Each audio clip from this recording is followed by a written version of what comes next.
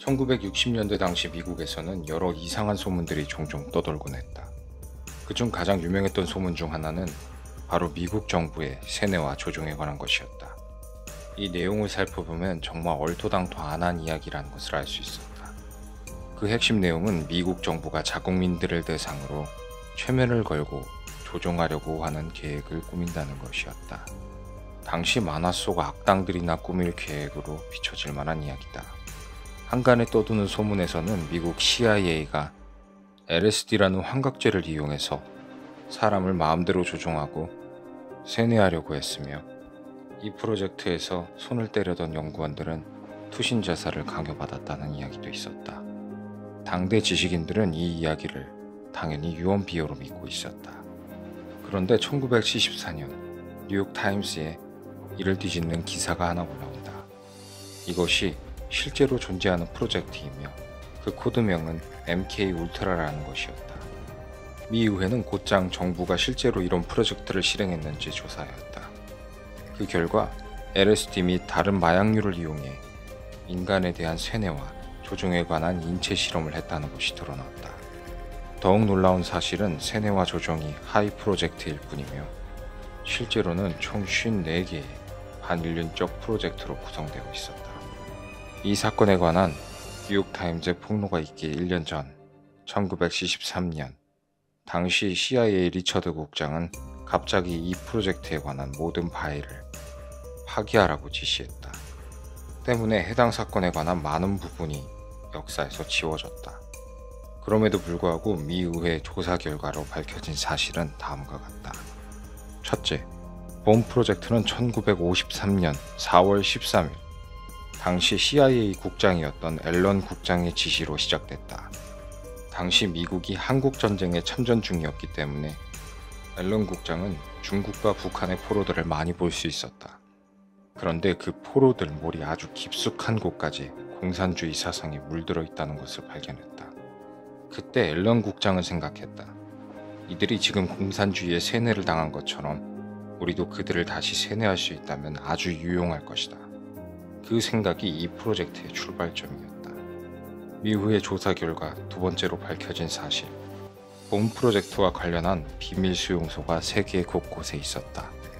1950년대 초 CIA는 이 프로젝트를 실제로 시행하기로 결정하면서 실험을 통제하기 위한 수용소가 필요함을 느꼈다.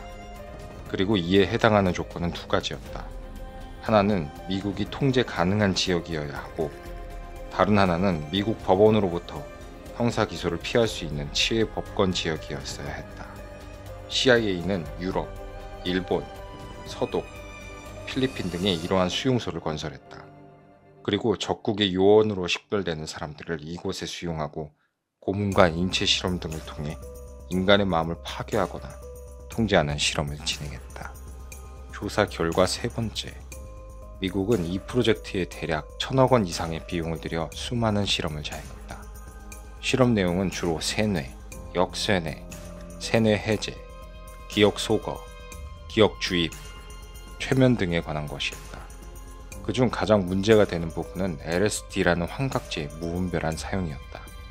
특히나 환각제를 투여받은 사람은 환각제인 것도 모른 채, 즉 동의하지 않은 상태로 투여받았다고 한다.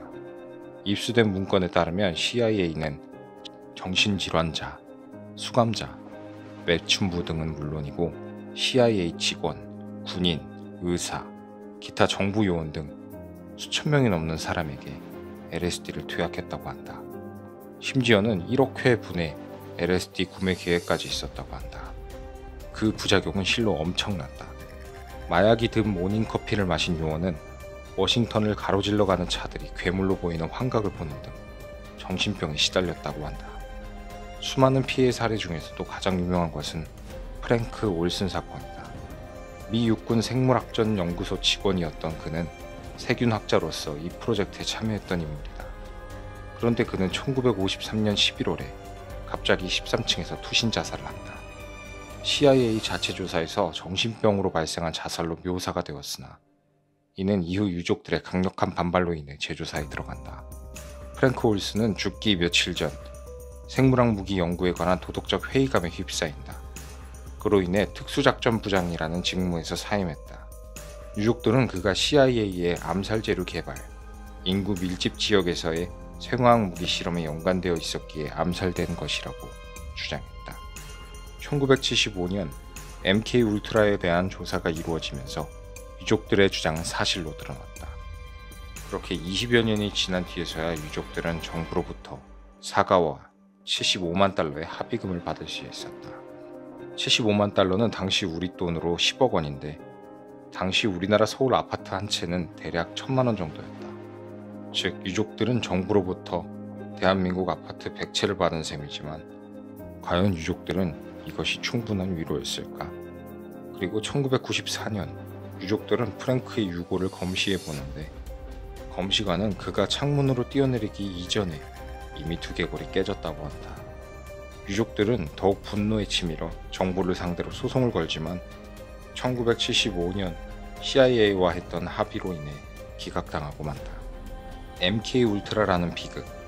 왜 미국은 자국민을 대상으로 이토록 잔인한 실험을 자행할 수밖에 없었을까? 당시 1950년대 초 소련의 핵개발 성공으로 인해 미국은 핵 독점을 완전히 상실했다. 미국 정부는 공산주의의 물결이 자국 내로 흘러들어오는 데에 심각한 위협감을 느꼈을 것이다. 이러한 냉전시대 CIA의 방첩 책임자 제임스 앵글턴은 스파이가 조직의 최고위층까지 침투했다고 굳게 믿었다. 신문 중에 저항하는 스파이로부터 정보를 추출하는 능력을 향상시킬 방법이 필요했었다고 한다. 이 MK 울트라 프로젝트는 냉전의 뼈아픈 산물이었던 것이다. 제2차 세계대전 동안 독일 의사와 과학자들은 전쟁포로 및 수용소 민간인들을 대상으로 수많은 인체 실험을 행했다. 당시 인체 실험에 참여했던 독일 의사와 과학자 23명은 1947년 니른베르크 재판에 회부된다. 그중 15명이 유죄 판결을 받았고 7명은 교수형에 처해졌다. 니른베르크 재판부는 판결문에서 인체 실험에 대한 윤리적 기준을 정한 강령 10개를 명시했다. MK 울트라는 강령 1번부터 10번까지 모두 위반했다고 볼 수 있다. 인간의 욕심은 끝이 없고 같은 실수를 반복한다고 했던가. 실수가 반복되면 이는 분명 잘못으로 봐야 할 것이다. 당시 미국은 독일로부터 무엇을 배운 것일까? 어쩔 때는 인간이라는 존재 자체가 미스터리한 것 같다.